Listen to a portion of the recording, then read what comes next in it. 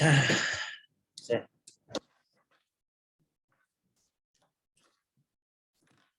잘 보이시나요? 네.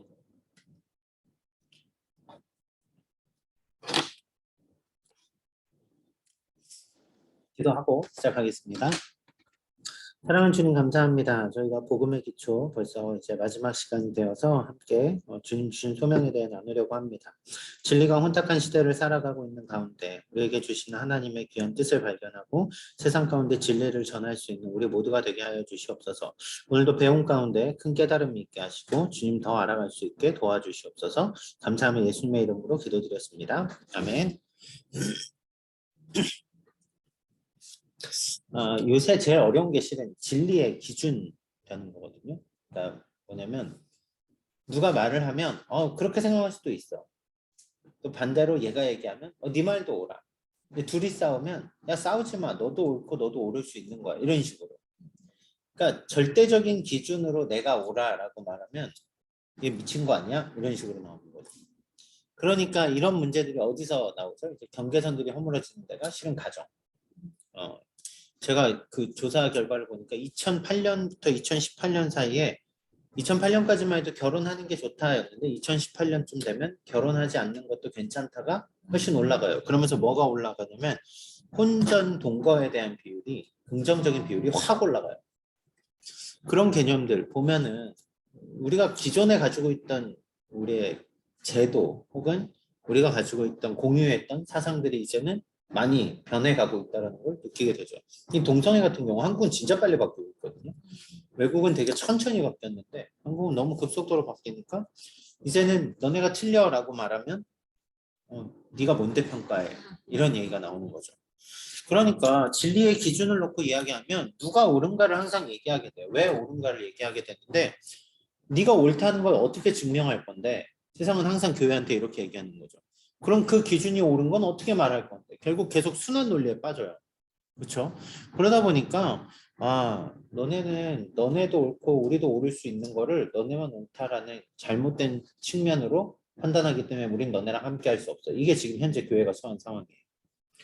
그렇죠. 여러분들 친구들하고 이야기해 보시면 실은 이런 얘기 잘 안 해서 그렇지 뭔가 교회에 대한 이야기 혹은 어떤 지금 사회의 이슈인 것들에 대한 성경적인 관점을 이야기하면 대번 딱 이렇게 나오게 돼요. 그게 왜 옳은 건데? 누가 그걸 옳다고 정의한 건데? 왜 그 사람들의 인권은 뭐가 되는데? 막 이런 식의 개념들. 요새는 인권뿐만이 아니라 견권도 있고 미국에서는 로봇 그걸 인권이라고는 안 하지만 로봇에 대한 인권도 그 비인간적인 이런 거 하면 안 된다. 그럼 최근에는 그 얘기까지 나왔어요. 문어를 산채로 삶으면은 그거는 이게 뭐라 그랬죠? 동물학대다. 네. 문어는 그걸 체감하기 때문에 산채로 죽이는 거 아시네요. 그런 것들. 네. 그러니까 결국은 무엇을 위해서라는 개념이 없는 거예요. 서로가 다 상대방 입장에서 생각해야 되는. 그래서 모두가 옳을 수 있는. 이게 어디에서 시작되냐면 모더니즘이 원래는 이성적이고 합리적이고 판단하고 뭔가를 결정하고 하는 것들의 시대였는데 우리가 모더니즘을 넘어오면서 포스트 모더니즘 시대가 한국은 조금 늦게 들어온 거죠. 포스트 모더니즘 시대가 막 지금 부딪히니까 지금 저희가 혼란기에 있는 거예요. 저희는 그래도 학교 다닐 때 모더니즘의 영향을 많이 받던 세대고 그런데 지금 올라오는 친구들은 포스트 모던이 익숙한 세대고 그 가운데서 이제 교회는 어떻게 해야 될까? 진리를 어떻게 얘기해야 될까? 그 얘기를 오늘 해보자는 거죠. 오늘 나눌 이야기는 좀 단순해요. 세 가지인데 오늘날 진리가 처한 위기, 진리라는 포지션이 겪고 있는 위기에 대해서 그 다음 이제 기독교 인식론에 대해서 살펴볼 거고요. 기독교 진리의 적용이라는 측면에서 살펴보도록 하겠습니다. 하나씩 천천히 나가볼게요. 오늘날 진리가 처한 위기. 실제로는 먼저 얘기를 하죠. 진리라는 개념이 앞에서 계속 얘기한 것처럼 우리는 진리라고 믿고 있는데 오직 예수님을 믿어야 구원을 받습니다라고 말하는데 세상은 교회가 너무 편협하다고 얘기해요. 제가 제일 놀랐던 게 뭐냐면 반기독교 커뮤니티 사이트에 제가 가서 그들이 한 그 설문조사를 본 적이 있어요. 2016년도에 뭐라고 했냐면 당신은 왜 교회가 싫습니까? 근데 1위가 뭘 것 같아요? 보통 우리는 그때 목회자의 성적인 윤리, 전병 목사님 터지면서 그리고 이제 실은 뭐 사랑의 교회 돈으로 건물 지은 얘기 이런 얘기들.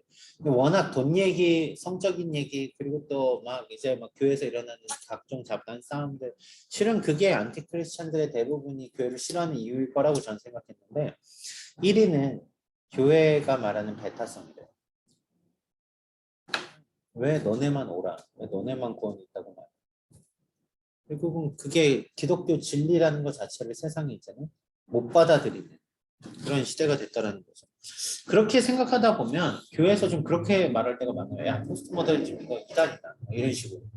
아, 그런 사상이 우리 애들에게 주입되면 안 돼. 이런 식으로. 어떻게 막을 건데? 그럼 막아서 될 문제가 아닌데. 이미 시대적인 조류가 그렇게 흘러가고 있으니까. 그러면 포스트 모더니즘에 하는 얘기를 좀 들어보자는 거죠. 첫째로는. 포스트 모더니즘에 보면 예전에는 이성과 과학이 실은 종교를 위협했거든요. 너넨 과학적이지 않아. 우리가 실은 그 세대. 그렇죠. 종교, 창조 웃기고 있네. 이건 과학적이지 않잖아. 이런 식으로 얘기하던 시대. 그래서 우리는 논리 싸움을 많이 했어요. 예전에.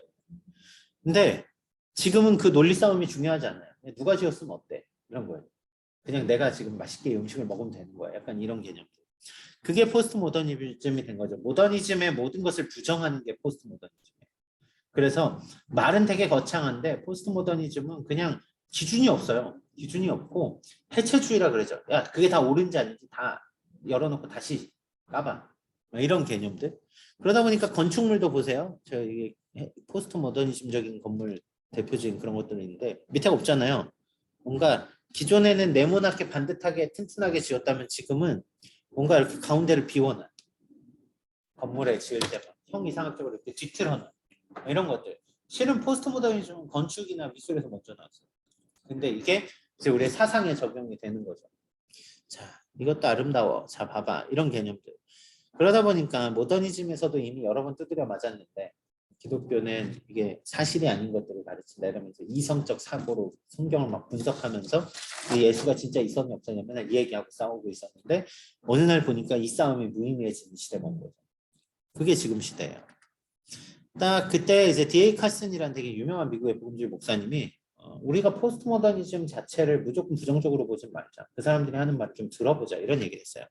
첫 번째 그 사람들이 하는 말을 잘 들어보면 그리스도인은 컨텍스트가 인간의 이해와 믿음에 영향을 준다는 것을 인정해야 됩니다. 이렇게 얘기를 하는 거예요. 뭐냐면 야 사람은 다양해 라고 얘기하잖아요. 실은 기독교도 그걸 인정해야 된다는 거죠. 왜냐하면 아시아에서 그리는 예수님의 모습과 그렇죠. 아프리카에서 그리는 예수님의 모습과 미국에서 그리는 예수님의 모습이 달라요. 왜냐하면 개인주의가 강조된 데에서는 예수님이 왜 그런 일을 하셨는지 이해가 더 적을 수도 있고 또 예수님은 고대 근동 중앙아시아지 저 근동 지역이기 때문에 되려 우리가 이해하기 쉬운 영역도 많아요. 가족 중심의 어떤 말씀들. 그렇죠. 그러니까 사람의 상황에 따라서 복음의 해석들이 충분히 다양하게 해석될 수 있다는 점은 고려를 해야 돼. 다만 진리가 변하는 것이 아니라 당시의 역사적 상황을 현대사회에 어떻게 적용하는 측면에서 그러니까 어플리케이션의 개념에서는 컨텍스트를 봐야 돼요. 이거 설교학에서 되게 중요한 포인트거든요. 옛날 얘기를 그대로 제가 똑같이 전하면 그냥 성경 읽지 뭐하러 설교하겠어요. 오늘 우리의 상황에 맞게 메시지가 적용이 되잖아요. 그것처럼 이 사람들이 말하는 컨텍스트 모두가 다른 정황을 우리는 실은 받아들이고 그 가운데 진리가 영향을 줄 수 있게 해야 된다는 거죠.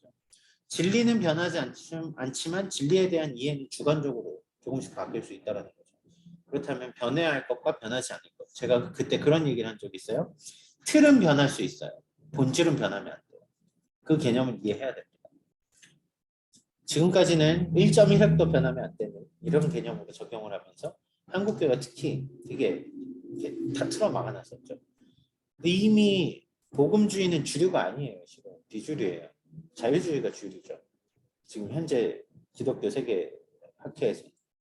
하지만 우리가 이 이해를 고려하면 실은 복음이 더 훨씬 더 다양한 모습으로 사람들에게 다가가요.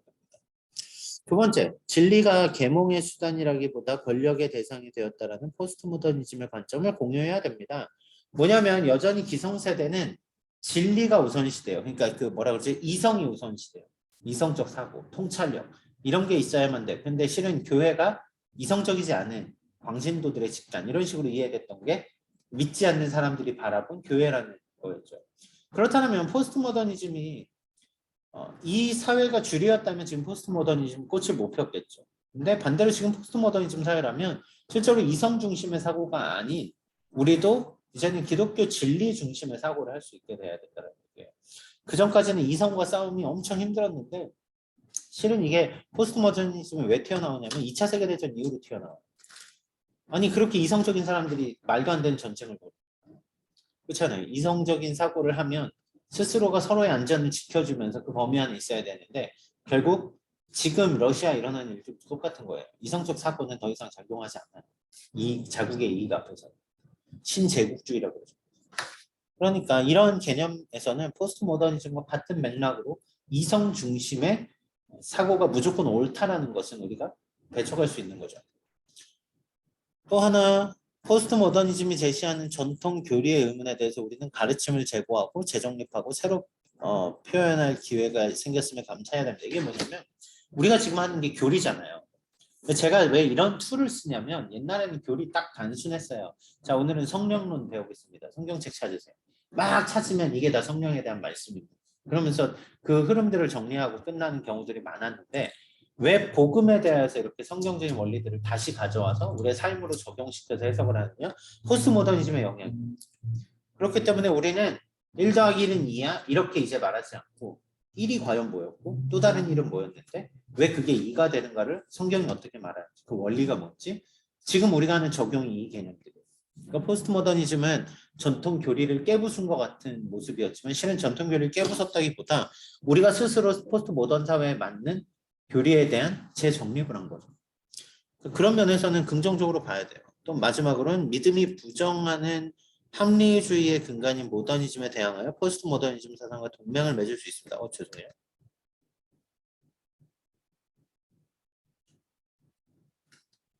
2번과 비슷한 얘기였나요? 네. 어쨌든 우리는 모더니즘이라는 시대를 여전히 같이 함께 묻고 살아가기 때문에 그 부분에 대해서는 충분히 고려하면서 힘을 같이 할 수 있죠.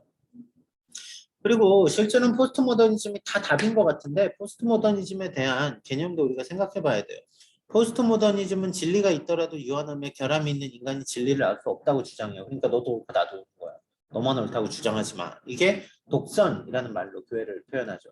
교회는 독선적이야. 왜 너네만 구원이 있다 그래? 불교에도 있을 수 있지. 이런 식의 개념들이거든요. 근데 반대로 놓고 보면 되게 재밌는 말인데 너는 그게 정말 옳다고 생각해? 반대로 물어볼 수 있는 거죠. 그러면 인간이 진리를 알 수 없다라는 건 어떻게 그거를 진리라고 말할까? 실은 포스트 모더니즘이 진리가 없기 때문에 역질문에 되게 약해요. 본인들은 막 이것도 옳을 수 있고 저것도 옳을 수 있어? 그래서 너의 생각은 뭔데? 너는 왜 그것이 진리라고 생각하는데? 왜 다른 건 진리가 되지 않는다고 넌 생각하는 건데? 되려 진리라는 측면에서 놓고 보면 결국 자기도 똑같이 남에게 자기의 지금 생각이 옳다라는 걸 주장 관철하기 위해서 계속 진리라는 틀을 쓰고 있다는 거예요. 그러니까 포스트 모더니즘은 겉으로는 되게 자유로운 것 같지만 실제로는 뭐라 그러죠? 땅을 짚지 않고 계속 움직이기 때문에 기준을 놓고 싸우면 포스트 모더니즘이 되려 되게 약해요. 자, 결국 포스트 모더니즘이 스스로 야 진리가 없어 라고 말하는 것도 진리라는 거잖아요. 그렇죠? 전제가 있다라는 건데. 그럼 그들 스스로도 결국 그 문제를 해결하지 못하는 거죠. 왜 그 전제를 가졌는지. 그러니까 포스트 모더니즘이 뭔가 되게 획기적인 우리의 사고를 바꿔준 것 같지만 반대로 결국 모든 가치관에 대한 여러 디딤돌을 놓다 보니까 되려 탄탄하지 못해요. 그래서 우리는 그런 면에서 놓고 보면 그럼 진짜 그 변하지 않는 진리는 무엇일까? 결국 그것을 향해 나아가도록 방향이 설정이 되게 된다는 거죠.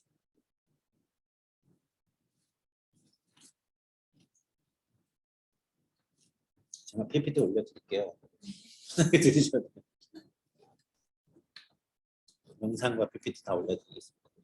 두 번째, 기독교 인식론에 대한 개념을 생각해 보자는 거예요. 우리는 어떠한 사고를 하고 있는가? 우리의 인식에 대한 체계는 어떻게 나아가는가? 왜냐하면 결국 포스트 모더니즘과 우리가 다른 점들을 지금 비교해 보는 거잖아요. 단순한 반박을 넘어서 계시를 전해야 됩니다. 네가 오라 내가 오라를 서로 계속 얘기하다 보면 답이 안 나와요. 걔는 나도 오를 수 있고 너도 오를 수 있으니까. 그런데 그러면 우리가 전해야 되는 건 뭘까? 진짜 진리라는 개념을 적용을 해야겠죠. 가까이 계시니까 이거 한번 읽어주시겠어요? 기독교는 모던인과 포스트 모던인들에게 제3의 길을 전합니다. 바로 복음입니다. 인간의 이성, 모더니즘적 인간으로 모두 알 수 없지만 진리는 존재하며 유한한 인간, 포스트 모더니즘적 인간은 결국 그 진리를 바로 이해할 수 없음을 제시해야 합니다. 그런 의미에서 기독교 인식론은 복음주의 기독교의 믿음에 응답할 뿐 아니라 진리를 알 수 있다는 것을 세상에 전합니다. 이 책에 이런 얘기 중심으로 쭉 나와요. 책 읽으면 신학하는 사람들이 그냥 이게 대충 얘기구나 이러는데 막 되게 섞어 놓잖아요, 말을. 쉽게 얘기하면 그거예요. 인간의 이성이 되게 중요하다고 하던 세대에도 심지어 이성으로 모든 걸 판단할 수가 없어요. 이성 자체가 제한되거든요. 그런데 반대로 포스트 모더니즘은 그래, 우리 다 너도 나도 그렇고 그래 라고 말하는 유한한 인간이 그 진리를 그럼 어떻게 알 수 있느냐. 결국은 둘 다 답을 안 가지고 있다는 얘기예요. 이성을 가지고 모든 것을 판단할 수도 없고 너무나 제한적이기 때문에. 그리고 이성이 없이 너도 나도 옳고 모든 것이 좋은 게 좋은 거야 라고 말하는 포스트 모더니즘도 결국은 그래서 너는 진리를 이해 못하는 개념이 되는 거죠. 실은 그렇다면 우리가 이들하고 이야기할 때 이성주의자들에게는 이성으로 얘기하고 포스트 모더니즘주의자들에게는 감성으로 이야기할 수 있는 두 가지 측면이 있겠지만 반대로 진짜 그게 답일까? 우리도 고민을 해야 돼요. 왜냐하면 우리가 해야 될 말은 그들에게 맞는 이야기가 아니라 실은 진리라는 관점에서 접근을 해야 되거든요. 그래서 복음을 제3의 길이라고 얘기해요. 이거는 자, 기독교의 인식은 우리가 생각하는 기독교 세계관은 기독교가 우리가 성경을 통해서 바라보는 세계관은 결국은 기독교의 믿음에 응답할 뿐 아니라 진리를 알 수 있다는 걸 세상에 전하는 거예요. 사람들은 진리에 대해서 탐구하지만 찾지 못하였고 그리고 진리가 필요하지 않다라고 말하지만 결국은 진리가 어디에 진리를 둬야 될지 몰라서 흔들리고 있기 때문에 우리는 진리를 가지고 세상에 응답을 해야 됩니다. 그것에 대해서 답변을 해줄 수 있어야 된다는 이야기. 자, 그런 의미에서 이제 이렇게 나가보죠. 하나님, 진리, 그리고 현실이라는 겁니다. 진리는 현실에 상응합니다. 세상은 주관적이지 않습니다. 세상은 객관화되어 있습니다. 판단하는 주체는 주관적일 수 있지만 세상은 객관화되어 있습니다. 그렇다면 우리는 그 객관화된 세상을 보고 주관적으로 판단하는 거잖아요. 그럼 세상에 대한 이야기를 해보자는 거지. 세상을 제대로 바라보기 위하여서는 어떻게 바라봐야 될까? 창조론, 진화론이 싸우면 진화론이 항상 걸리는 게 있어요. 우연에 대한 일치, 우연의 산물은 과학자들이 말하면 그거는 0에 가깝다가 아니라 실은 0에 불가능해요. 그런데 그들은 그걸 가능성을 둬요. 그런 면에서는 과학은 믿음이거든요.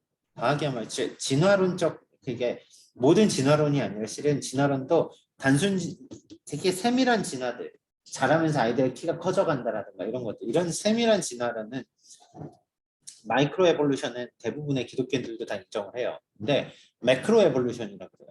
진화의 종을 뛰어넘는 거. 이건 지금도 안 일어나요. 일어난 기록도 없고. 근데 이제 그것들을 얘기하죠. 결국 현상을 보고 자연과학은 되게 이성적으로 판단한 것 같지만 제대로 판단하지 못한다는 거죠. 그러면 결국 거기에서 뭐가 대두되냐면 이 세상은 디자인되었다라고밖에 말할 수 없는 거예요. 그렇죠? 그 파리의 눈의 그 세밀한 그 눈 보셨어요? 이렇게 막 육각형으로 된. 이게 어떻게 자연적으로 이렇게 생겨나서 사물을 분간할 수 있을까? 그렇죠? 돌고래는 어떻게 초음파를 통해서 인지를 해요? 실은 이 모든 것들은 과학이 원리로 이런 원리를 찾아내 이런 원리로 대화합니다까지는 찾을 수 있지만 그 대화를 하는 원리를 만드신 분을 찾으려면 결국은 세상 속에서 우리는 하나님의 존재를 바라보게 돼요. 이거는 뭐라 그러죠? 진화가 아닌 이상은 창조를 받아들일 수밖에 없게 되는 상황인 거죠. 왜? 이 모든 걸 어떻게 디자인하지 않고 만들어지고 그 얘기 많이 쓰잖아요. 이렇게 갑자기 막 모래폭풍이 지나가고 나서 딱 그 자리에 람보르기니 한 대가 서 있으면 이거 우연히 모래폭풍이 다 이렇게 화학 조합을 해서 만들어져서 이렇게 있는 거야. 불가능하지 않잖아. 미친 거죠, 거의 그런 대화는. 그렇죠. 누군가 만들었으니까 있는 거예요, 람보르기니. 결국은 디자이너가 존재한다라는 거를 보게 되고 결국 그렇다면 우리는 세상을 통하여서 제가 그 얘기 기억나세요? 일반 계시라고 하는 거. 세상 속에서 하나님의 손길을 보게 됩니다. 아주 쉬운 예로 그런 거예요. 여행을 가서 보면 저는 제가 그 얘기 많이 해요. 나이아가라 폭포에 떨어지는 물줄기 가운데 있는 메이드 오브 미스트 안에 배 안에 딱 있으면 와 인간이 진짜 자연 앞에서 별거 아니에요. 그러면서도 자연의 웅장함 속에서 딱 하나님을 보게 되는 거죠. 그런 개념들 결국 자연 속에서 우리는 진리라는 현실에서 하나님을 보게 됩니다. 자, 특별히 사람을 만든 걸 보세요. 크리에이션, 창조하셨죠. 이마고데 이게 이미지오가이라는 표현인데 하나님은 사람을 만드시고 사람에게 특별히 주신 게 있어요. 동물이 갖지 않은 사람이 가진 것들. 그렇죠. 동물이 가진 걸 본성이라고 본능이라고 합니다. 사람이 가진 건 본능 이상의 특별함이 있잖아요. 그거를 8가지 정도로 정리해 보면 이런 거예요. 우리는 지식이 있습니다. 학습이 아니라 지식이죠. 동물도 학습을 해서 화장실 가서 일보게 할 수는 있어요. 하지만 인간은 그것을 지식을 습득하고 활용을 합니다. 그렇죠? 그런 면에서 인간의 지식은 하나님이 주신 지식입니다. 하나님은 지식의 하나님, 모든 지식의 근원이시죠. 하지만 하나님이 가지신 지식과는 질적으로는 다르지만 인간에게도 지식을 허용하셨습니다. 다음 지혜, 그렇죠?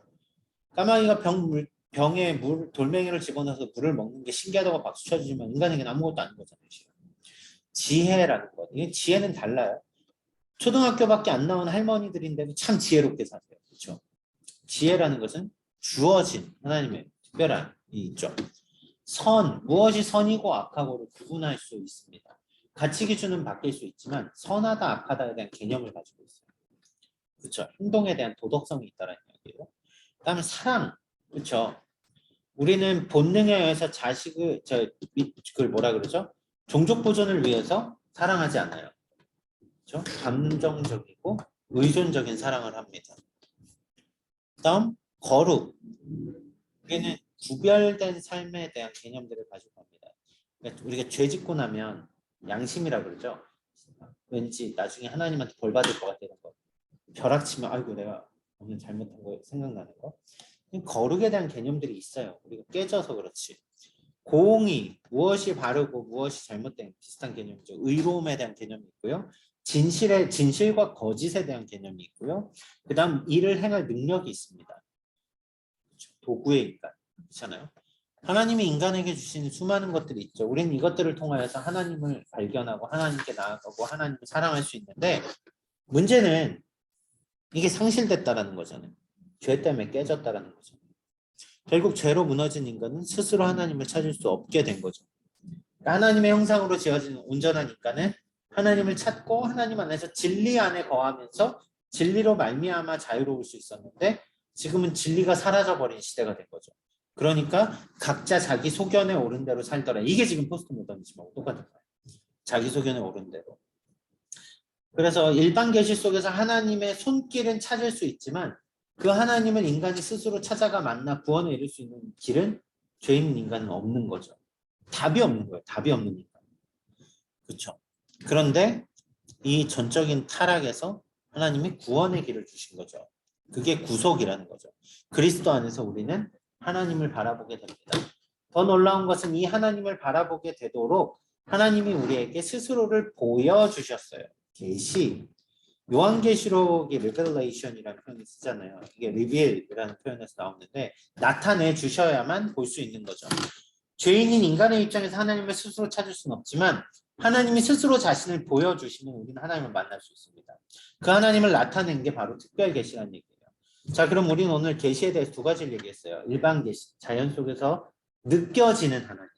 하지만 구원의 길을 이루기 위해서 하나님이 주신 특별 계시. 우리는 특별 계시인 하나님의 말씀, 성경책을 통하여서 구원에 이르는 길을 얻습니다. 자, 이쯤 되면 이제 헷갈리면 안 되는 게 하나 나와요. 하나님의 좀 이따 나오는구나. 자, 이상하네. 여기 넣는 것 같은데. 네, 다음에 있나 봐요. 자, 그러면 이제 하나님의 진리라는 계시의 말씀이라는 관점에서 우리는 성경을 바로 봐야겠죠.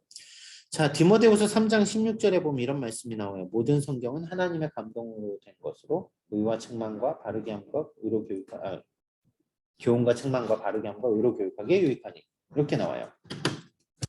모든 성경이 하나님의 감동으로 되어졌다는 것은 오직 성경이 유일한 하나님의 계시라는 말입니다.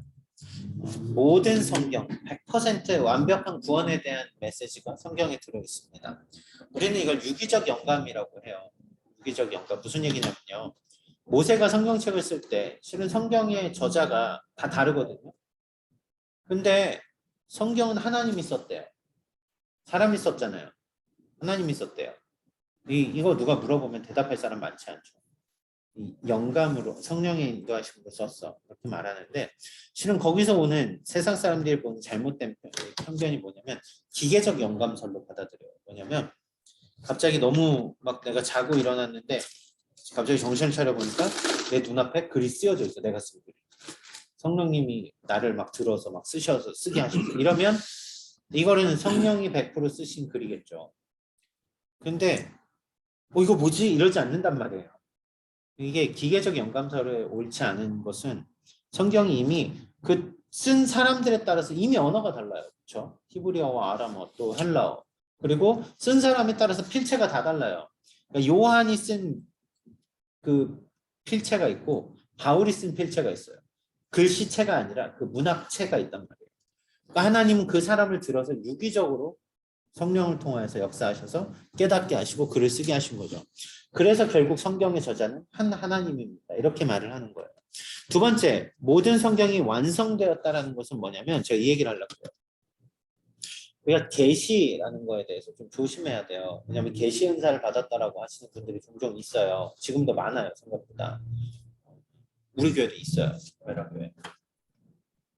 그러면 우리가 어떤 느낌이 드냐면 그분이 이야기하면 어느 날 생각해보세요. 제가 목사잖아요. 제가 지호 권사님한테 내일은 일 나가지 마세요. 큰일 날 수 있어요. 하나님이 그런 마음을 주시면 일 나가지 마세요. 그럼 일 나가실 거예요? 안 나가실 거예요? 제가 좀 진지하게 얘기했거든요. 안 나가게 되겠죠. 뭔가 목사님의 말씀 뭔가 있겠지. 또 관계도 있고. 제가 이게 만약에 제 느낌이 안 좋아요 이러면 그냥 나가실 수 있어요. 근데 제가 막 기도하는데 하나님이 막 그런 마음을 주세요. 그러면 나가기 되게 힘들어져요. 그렇죠? 우리는 다른 사람들이 받는 하나님의 어떤 음성이나 어떤 응답에 대해서 계시라는 표현을 쓸 때가 있어요. 근데 계시라고 하면 그거 어기면 죽는 거잖아요. 큰일 나는 거잖아요. 그러니까 못 어겨요. 어기지 않게 되죠. 근데 문제는 뭐냐면 그게 계시인지 아닌지 어떻게 아냐고. 그렇죠. 제가 기도하다가 그런 게 아니라 제가 막 딴짓하다가 갑자기 그렇죠. 제가 든 생각일 수도 있잖아요. 지원 선생님 생각하다가 기도하다가 나올 수도 있고. 근데 이게 뭐냐면요. 계시 현상 좀 조심하셔야 돼요. 계시는 이미 계시가 완성되었기 때문에 더 이상 추가적인 계시가 필요하지 않습니다. 다시요. 계시가 왜 필요하다 그랬죠? 진리를 발견할 수 없는 인간이 계시의 말씀을 통해서 하나님께 나아갑니다. 그러면 이미 우리에게 계시가 있는데 계시가 2% 부족하니까 추가적인 계시를 개인들에게 더 주셔야만 구원받는 사람은 없다는 거예요. 그렇다면 그 메시지의 그 진정성을 계시라는 위치에 두시면 안 돼요. 그거는 개인의 응답이라는 위치에 두셔야 돼요. 개인에게 하나님 응답해 주셔요. 개인의 응답으로 두셔야 되고 그 개인의 응답을 타인에게 함부로 적용하는 것도 위험합니다. 개인에게 주신 거잖아요. 그러니까 저는 솔직히 음성 듣기 이런 거 예수전도단 이런 데서 이제 많이 하거든요. 근데 저는 그분들이 되게 신실하게 하나님의 뜻을 구하고자 하는 거는 우리가 본받아야 된다고 생각해요. 그럼 우리는 너무 내 멋대로 살거든요. 그분들은 작은 거 하나도 정말 하나님이 어떤 것을 원하실까 이런 고민을 하면서 살거든요. 그런데 반대로 너무 과한 것도 있어요. 오늘 짜장면을 먹을까요? 짬뽕을 먹을까요? 하나님이 응답하시기 전까지 안 시켜요. 그런 거 있어요. 제가 진짜 좀 놀라서 그래요. 실제로 그래서 그래요. 근데 하나님이 주시는 응답을 계시로 받는 개념이 돼버리면 사탄에게 놀아나기도 딱 좋습니다. 내 신앙의 상태가 언제까지 그렇죠? 그리고 하나님의 음성인지 사탄의 음성인지 어떻게 알 건데 심지어 구약의 선지자도 그 선지자의 말이 하나님의 진짜 메시지인지 아닌지를 분간하기 위해서 거짓 선지자를 항상 얘기하잖아요. 말씀이 기준이 돼서 얘기하는 거예요. 그러니까 제가 아까 했던 얘기를 좀 다시 해보면 제가 성경 말씀을 읽는데 이런 구절이 있는데 오늘 이러한 부분에서 이렇게 적용해 보시는 게 참 좋을 것 같아요. 이러면 하셔도 돼요. 그럼 제가 성경 말씀에 대한 원리를 말한 겁니다. 말씀의 원리 안에서는 얼마든지 권면할 수 있습니다. 그런데 말씀의 원리를 벗어나는 직통계시 이런 거는 조심하세요. 자, 그건 계시라고 하시면 안 돼요. 계시는 완성되었습니다. 더 이상 추가적인 계시가 필요하지 않습니다. 대신에 개인의 응답으로서 하나님을 깊이 사모하는 거. 저는 그건 잘못했습니다. 이렇게 보진 않아요. 하나님의 응답을 사모하십시오. 자, 이제 진리와 하나님, 생명이라는 개념에서 이제 찾아봐야겠죠. 하나님이 진리이시라는 거 우리가 이제 알았어요. 그렇죠? 세상은 진리를 몰라요. 이성적으로도 모르고 진리가 없다고 말해도 결국 자기 스스로의 진리라는 테두리 안에서 싸우는 개념. 근데 진짜 진리를 찾기 위해서는 계시의 말씀인 성경을 통해서 하나님께 나아가고 하나님이 진리이시라는 것을 우리가 봐야 된다는 거죠. 실은 이 하나님이 진리라는 것을 우리에게 나타내시기 위해서 하나님이 하신 일들이 있어요. 창세기 9장 11절 말씀을 좀 찾아주시겠어요? 그리고 예레미야 7장 23절 말씀 찾아주세요.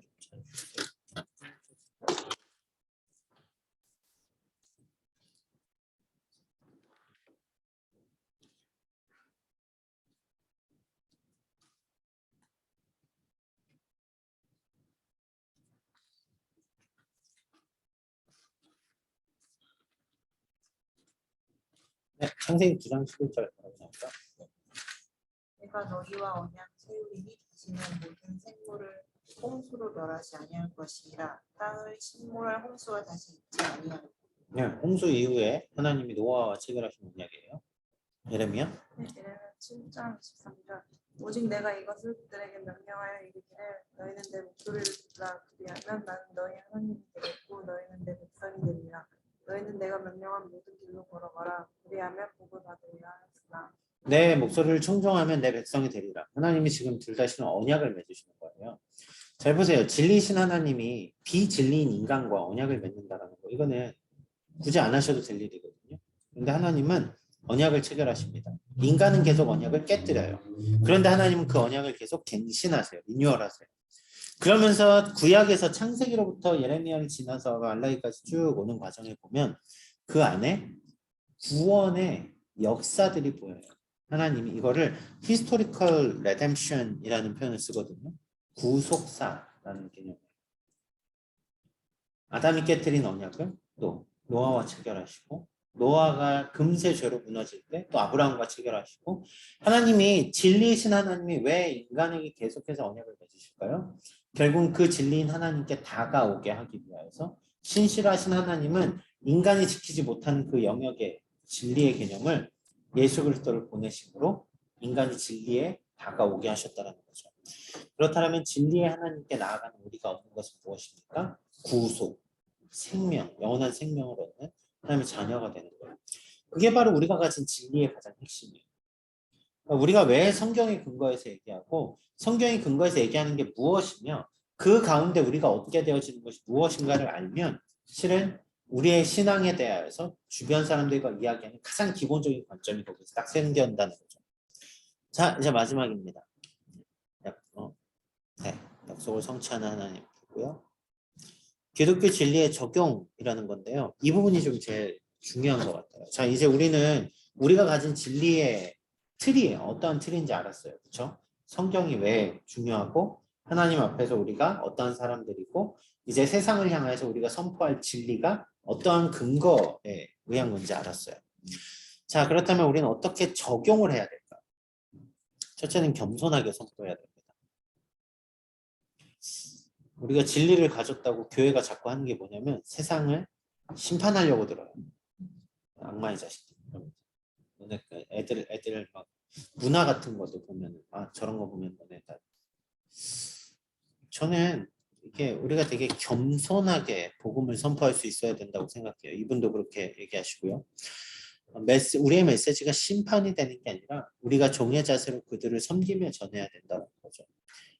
진리를 훼손시켜서는 안 돼요. 그러니까 진리가 훼손되는데도 그것을 묵인하고 있으면 안 돼요. 우린 용기를 내야 됩니다. 하지만 그 용기가 그들을 치는 용기가 아니라 겸손하게 그들에게 진리를 전하는 용기가 필요하다라는 거죠. 겸손한 자세로 진리를 주장하는 것, 긍휼한 마음으로 비판하는 것. 그렇죠. 너 저 죽일 놈들 이러면서 비판하는 게 아니라, 그렇죠. 예수님이 가룟 유다가 그 자리에 있는데도 마지막 만찬을 함께 하세요. 긍휼한 마음으로. 내가 태어나지 않았다면 차라리 좋았을 것을. 이러면서까지 주님은 자기를 팔아넘길 제자를 바라보시는 거죠. 우리는 되게 중요한 것이 그겁니다. 겸손한 자세로 진리를 주장하고 긍휼한 마음으로 비판합니다. 하지만 진리는 양보되어서는 안 됩니다. 그 다음 중요한 게 진리와 생명에 대한 열정이 있어야 됩니다. 이게 되게 중요한 포인트 같아요. 교리적 지식도 필요하고요. 사랑의 실천도 필요합니다. 공의와 사랑, 그냥 두 가지 개념으로 보시면 돼요. 공의를 모르면 막 살아요. 특히 그리스도인들 사랑의 하나님을 주장하다 보면 교회가 왜 타락하냐면 사랑만 주장하다가 죄를 정화시키지 못해서 그래요. 그렇죠? 교회는 스스로 죄가 무엇인지 판단하고 죄를 잘라낼 수 있어야 되는데 하나님 그래도 널 사랑하셔. 괜찮아. 있는 모습 그대로. 그 있는 모습 그대로가 어디서 나온 말이에요? 실은. 우리가 용서받을 만한 모습이 하나도 없지만 하나님이 있는 모습 그대로 받아들여 주셨다라는 거지 우리의 있는 모습을 그대로 유지해서 살라는 말이 아니잖아. 그냥 오늘 내가 내 모습 이대로 하나님 여전히 사랑하시 이게 아니라고요. 우리는 오늘은 그리스도를 닮아가야 된다고 십자가를 져야 된다고. 그렇기 때문에 교리적인 지식 필요합니다. 지금 여러분들이 배우는 것이 되게 중요해요. 제가 제일 안타까운 건 우리 교회 규모에 비해서 이런 데 관심 있는 분이 많지 않아요. 생각보다. 그렇죠. 예배 드리고 예배의 감격은 많이 얘기하시는데 예배의 감격을 깊이 더 공부하는 자리로는 잘 못 나가세요. 근데 문제는 뭐냐면 저희 목장에 이게 실은 리더십 교육할 때 썼던 자료들이거든요. 오늘 이건 아니지만 저는 주로 리더십 교육할 때 가장 먼저 교리부터 갔는데 제가 꼭 얘기하는 거였어요. 이거 배웠다고 사람 판단하지 말고. 교리를 배우고 나면은 아주 교만해져요. 신대원생들이 그랬습니다. 신대원 딱 졸업하면 목사님들 아무리 유명한 목사님 설교를 딱 이렇게 듣고 있어요. 저 목사님 저 해석이 저게 아닌데 이러면서 자꾸 판단하게 돼요. 되게 안 좋아요. 그래서 은혜를 사모하지 않으면 사랑하는 마음이 없으면 교리만 가지고는 사람 잡기에 딱 좋습니다. 왜 이렇게 저희 교단 저희 장로교에서는 이단이 많이 나오는 줄 아세요? 교리만 강조해서 싫은. 교리가 튼튼한 거는 그만큼 좋은데 문제는 또 자정 능력은 없어요. 잘못된 거를 비판할 줄 아는데 스스로 돌아보지 못하는 거죠. 자, 사랑이 있어야 됩니다. 그리고 사랑이 있기에는 항상 무엇이 바른 것인지 기준이 있어야 돼요. 기독교 교리는 단순한 정보를 전하는 것이 아니라 믿음과 사랑의 관계로 확장돼야 됩니다.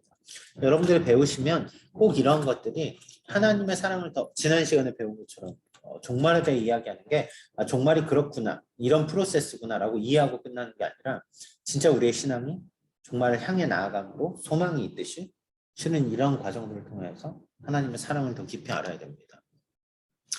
유대인 가정에서 자란 주디 태친이라는 자매 이야기를 책에 써놨더라고요. 좀 공감이 돼서 좀 가져와 봅니다.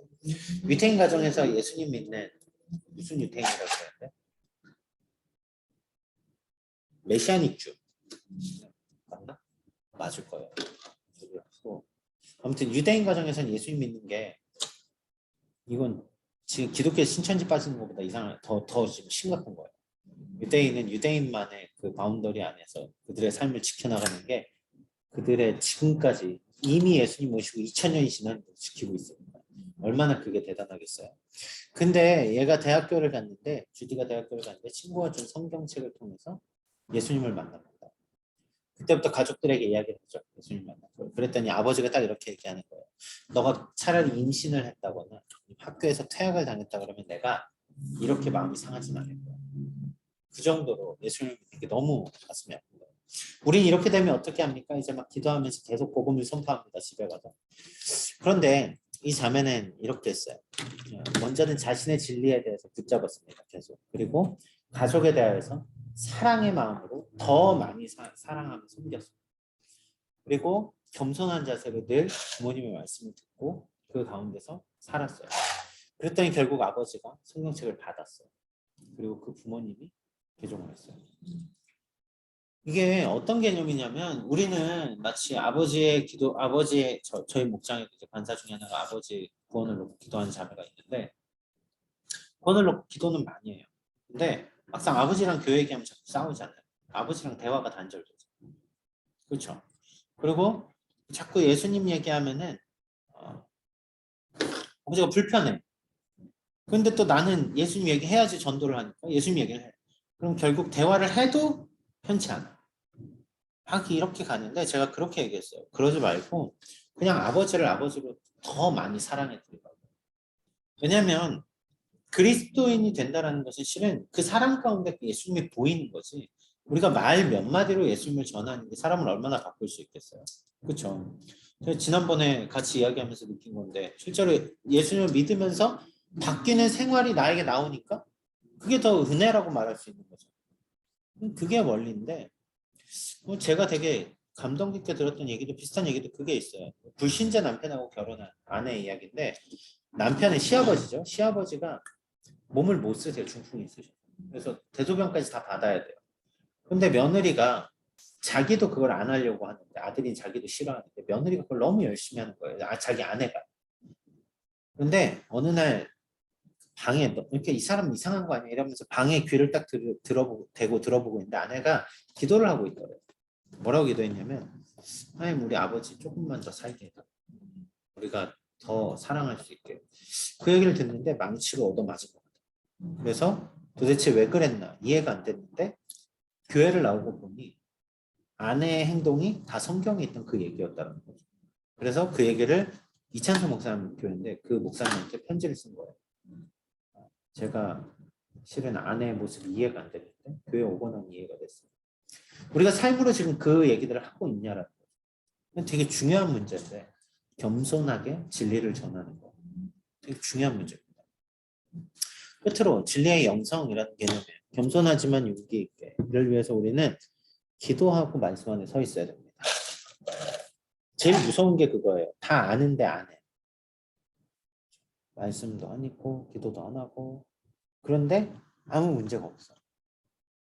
그러다 보니까 그냥 살아요. 실은 영성이라는 걸 왜 필요합니까? 우리가 우리를 전하는 게 아니라 예수 그리스도를 증거한다라면 우리는 날마다 주님과 깊은 교제를 해야 살아요.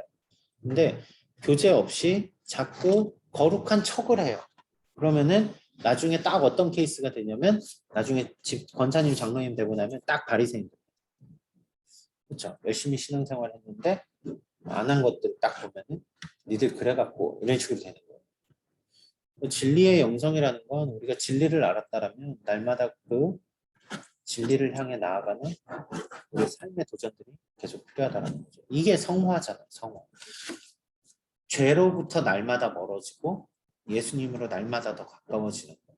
그 과정을 나아가지 않으면 우리는 세상에 이 요동치는 상황에서 어떻게 우리가 진리 안에 서 있다고 장담할 수 있겠어요. 날마다 진리를 붙들어야 됩니다. 자, 그렇게 해서 오늘 진리를 대하는 세상의 자세 이렇게 정리를 해보겠습니다. 오늘 배우면서 여러분들이 좀 생각한 것들을 여러분 삶에 좀 잘 고민해 보셨으면 좋겠어요. 특히 웨스턴하고 이야기하다 보면 진짜로 개념이 많이 달라요. 한국은 그래도 비슷한 또래이기 때문에 사상이 많이 다르지 않거든요. 그러다 보면 우리는 그건 틀렸는데 라고 말하는 게 쉬워져요. 그거보다 진짜로 진리에 대해서 어떻게 접근할까.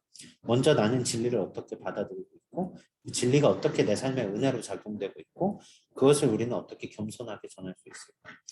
그 과정을 통해서 아마 여러분들은 복음의 능력이 삶에 어떻게 나타나는지를 보게 될 겁니다.